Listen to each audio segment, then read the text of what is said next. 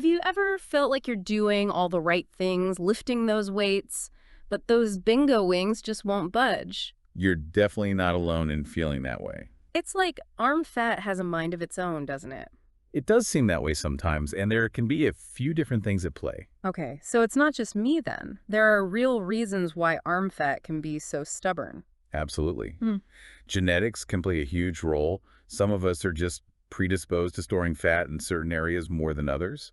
And as we age, skin naturally loses some of its elasticity. That makes a lot of sense. I can definitely see how those factors would come into play. And then there's another piece of the puzzle that might surprise you, even if you've lost a significant amount of weight. You're talking about those people who slim down and their arms don't quite match their amazing transformation? Exactly. Rapid weight loss can sometimes leave you with extra arm skin. It's like letting air out of a balloon. It doesn't always regain its original shape. So it's not just about the weight loss itself, but how we lose it too. Precisely. When you lose weight gradually, your skin has time to adjust. Think of collagen and elastin, like those little scaffolding proteins that keep things firm. When you lose weight slowly, those proteins can sort of keep pace and help your skin tighten up along the way. So it's like giving your body a chance to play catch up instead of shocking it with a drastic change. You got it. But rapid weight loss. Your skin might not bounce back as effectively. Now, this isn't to say that rapid weight loss is bad, of course. It's just about understanding the potential consequences. That's such a good point. It's all about being informed and knowing what to expect.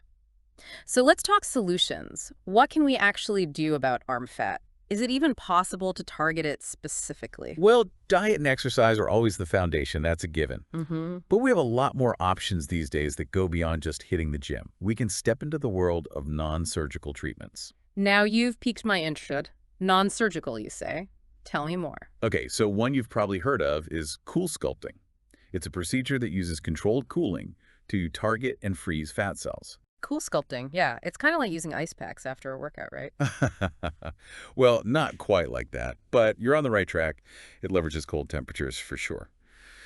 Now, then we have some other options out there that are newer, like BodyTight and Renuvian. BodyTight, Renuvian, these are new to me. What's the story with those? These are minimally invasive, so that's a huge plus for a lot of people. BodyTight, for instance, it uses radio frequency energy. Radio frequency. I'm picturing like tiny little waves heating things up. Exactly. And those waves target and melt the fat while simultaneously tightening the skin.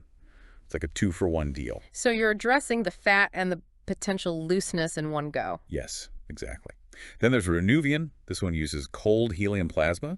It might sound a bit like something out of a sci-fi movie, I know. Cold helium plasma, that definitely sounds futuristic and a little intimidating. It's pretty cutting edge, and a lot of times it's combined with liposuction to really sculpt and contour the arms. One of the key takeaways here is that there isn't just one solution.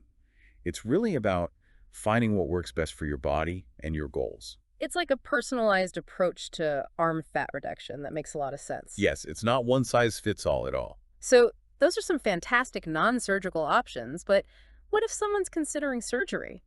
What about this brachioplasty procedure I hear about? It sounds a little intense, to be honest. The term itself can sound a bit intimidating, I agree. Brachioplasty is essentially an arm lift.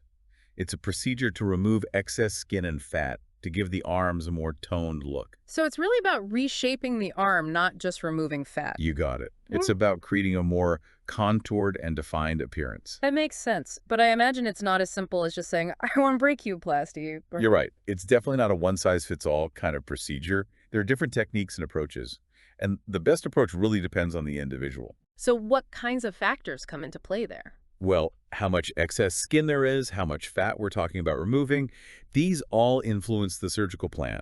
Some brachioplasty procedures involve smaller incisions, for example, offering a more subtle lift, while others might be more extensive for a more dramatic transformation. I can definitely see how it would need to be tailored to the individual's needs and goals. Exactly. And often, much like we talked about with Renuvian, brachioplasty is combined with liposuction for even more enhanced contouring. It's like customizing the approach to really sculpt the arms. You're getting it. Now, I know whenever we talk about surgery, there are a lot of questions that come up. I imagine recovery is a big one, right? What can someone realistically expect after a procedure like this? Absolutely. And I'm sure people want to know about potential risks and what those realistic expectations are too. It's a big decision, so being informed is key. You're spot on. Those are definitely questions we want to address. So let's dive into those recovery details. Say someone decides brachioplasty is the right fit for them. What's the immediate aftermath look like? What should they expect after the surgery? Well, right after surgery, you'll wake up sporting a special compression garment. Oh, like a special bandage? Kind of, but it's more like a snug sleeve. It goes over the arms, and it's there to help minimize swelling and provide support as everything heals. Okay, so it's about keeping things comfortable and supported in those early days. Exactly, yeah. It's all about prioritizing healing at that point. Makes sense. So no glamorous tank tops right out of surgery. Not quite, haha. But trust me, looking fashionable will be the last thing on your mind. Comfort is key in those initial weeks after surgery. Comfort over couture, I hear you. What about the pain? That's always something I think about with any kind of surgery. Is it something people should be really concerned about? I completely understand that concern. It's natural to worry about pain after surgery. You should definitely expect some discomfort, but most people find it very manageable. That's good to hear. So pain medication helps in those initial days. It definitely does. Your doctor will make sure you have the right medication to manage any pain in those first few days. And then it's usually just a matter of over-the-counter pain relievers, if needed. Reassuring to hear it's not unbearable. What about the timeline for results? I feel like that's the exciting part, but also maybe when patience comes in, how long does it realistically take to see that more sculpted look? You're absolutely right. Patience is key here. It's really a journey, not a sprint, as they say. You'll start noticing those gradual improvements over a period of several months, not overnight. So it's not an instant transformation? Not quite instant, no. Those first few weeks especially are all about allowing your body to heal properly, and that takes time. Makes sense. It's like laying the groundwork for those long-term results. Exactly. And this is why having that open communication and a strong relationship with your surgeon is so crucial. You want someone who's upfront about the recovery process, sets those realistic expectations from the start, and is there to support you every step of the way. That makes a lot of sense. Speaking of finding the right surgeon, we should probably shift gears a bit and talk about Mumbai specifically, since that's part of this deep dive. What are some key things someone in Mumbai should look for when they're trying to find a qualified surgeon for brachioplasty? That's a great question. Finding the right surgeon is absolutely essential, you're right. I think the first and most important thing is board certification. That's non-negotiable. So it's like their credentials, their qualifications, making sure they're the real deal. Precisely.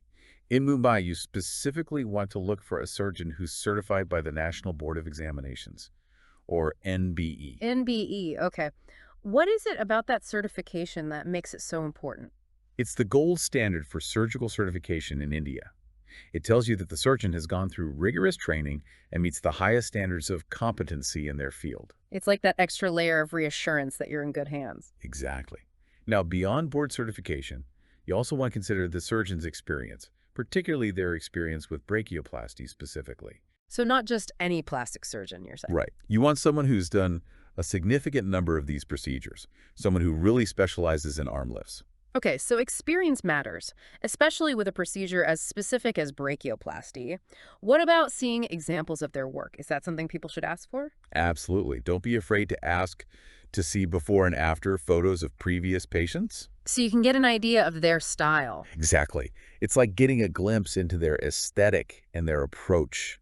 Seeing those results firsthand can really help you understand what's possible and what you can realistically expect for yourself. That's invaluable. It's your body, your decision. You have every right to be fully informed. 100%.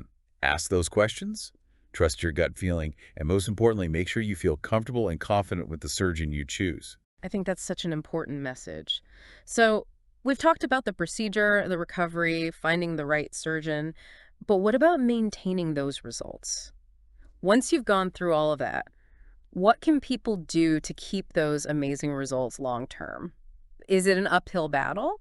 Maintaining those results, that's got to be on everyone's mind, right? Oh, absolutely. It's a question that comes up all the time. People want to know their hard work is going to last. So is it an uphill battle? Are we talking about a lifetime of restrictions and sacrifices? It doesn't have to be a battle at all. I like to think of it more as a partnership. A partnership. Yeah, surgery can give you those amazing results we've been talking about, but maintaining them long term, it's a collaboration between you and your body. A lot comes down to the lifestyle choices you make. Lifestyle choices, meaning give me some examples. Well, think back to what we were talking about earlier with skin elasticity and the impact of rapid weight loss. Right, right. Yo-yo dieting, those big fluctuations in weight, that can really work against you, Yeah. undoing all the hard work you put in. Because it stretches out the skin again. Exactly. It puts stress on the skin, which can make it lose its firmness over time. So finding a sustainable way of eating, something you can stick with long term, that's key. So it's not about crash diets or quick fixes. It's about making changes you can live with. What about exercise? Where does that fit in? Exercise is still important, absolutely. Yeah. And it's not just about maintaining a healthy weight, although that's huge. It's also about keeping the muscles toned, especially in your arms. Ah, so those bicep curls aren't off the hook entirely. They still have their place. Maybe not endless reps, but regular strength training can make a big difference in maintaining that sculpted look. Oh, and don't underestimate skincare. That plays a role too. Skincare. Right, because what good are toned arms if the skin isn't looking its best? Exactly. Hydration is key, and protecting your skin from the sun, that's huge. Sunscreen needs to be your new best friend, honestly. It's amazing how all of this ties together, from the food we eat to how we move our bodies to how we take care of our skin. It all contributes to the bigger picture. It really is a holistic approach, and I think that's a powerful takeaway for anyone listening who's considering arm fat reduction. Whether you're thinking surgical or non-surgical, it's about taking care of your whole self. It's not just about achieving a certain look, it's about investing in your overall well-being. Couldn't have said it better myself. It's about feeling good in your own skin, and that's something we should all be striving for. I love that. Well, you've heard it from the expert. We've explored the ins and outs of arm fat reduction, from those pesky causes to the wide range of solutions available. Now it's time for you to take the reins. Weigh those options, think about what matters most to you, and remember, the ultimate goal is to feel confident and comfortable in your own skin. Whether that means surgery, exploring non-invasive treatments, or rocking those arms exactly as they are, the choice is yours. Embrace it.